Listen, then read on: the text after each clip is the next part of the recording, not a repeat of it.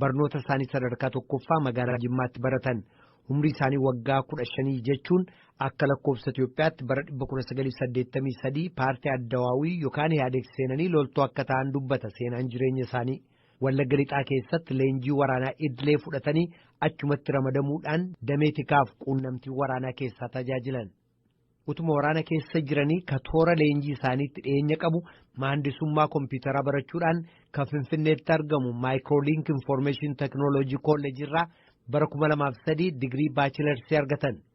Waggaa 4 booda immoo Afrikaa Kibbaa magaalaa Pretoria keessatti kan argamu dhaabbata tokkorraa kaartooloojii yookaan ogummaa ragaalee yookaan daataa gareelee lama gidduutti wal jijjiiruu barreessuuf hiikuutiin digirii isaanii lammataa fudhatan.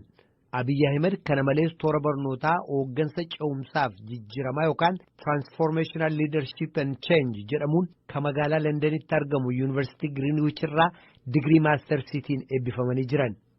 Kooleejii hooggansa hojii Lead Star irraas digirii maastarsii bulchiisa bizinesii yookaan MBA fudhatanii jiran.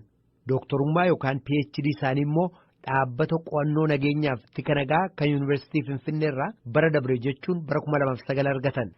Akka lakkoofsa Itoophiyaatti bara 1985 miseensa raayyaa ittisaa Itoophiyaa akka ta'an Abiyyi Ahmed Rwaandaatti bobba'ee ture garee nageegumsa tokkummaa mootummootaa Yuunaamir jedhamuun miseensa ta'anii magaalaa Kigaaliitti tajaajila kennanii turan.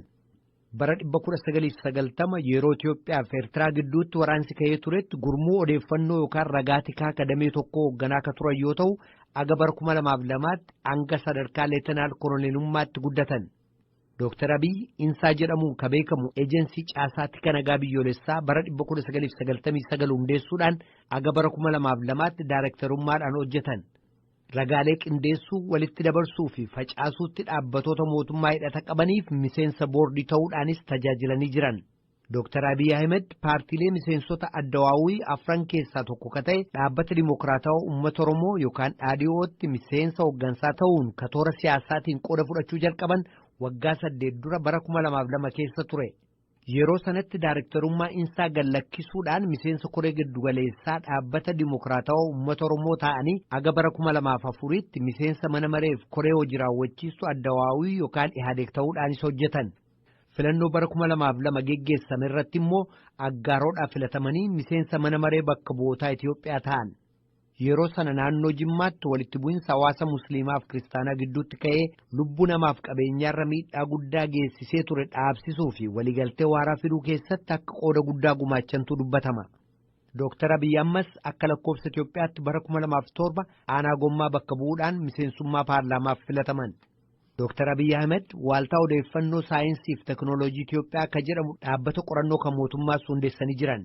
Bara 2007 miseensa koree hojii raawwachiistuu dhaadhoo ta'anii waggaa isaatti immoo ministeerummaa saayinsii fi teknooloojii Itoophiyaatti muudaman. Baatilee xiqqoodhaaf eeguu hojjetanii booda taayitaa isaanii federaalaa sana dhiisuudhaan gara bulchiisa naannoo Oromiyaatti deebi'anii sadarkaa ittaanaa pireezidaantummaatti tajaajilanii jiran. Hoogganaa biiroo karoora misoomaa magaalaa Oromiyaas ta'anii hojjetan. Dr.aAbiyyi afaan Oromoo, afaan Amaaraa, afaan Tigree fi afaan Ingilizii dubbachuu danda'u.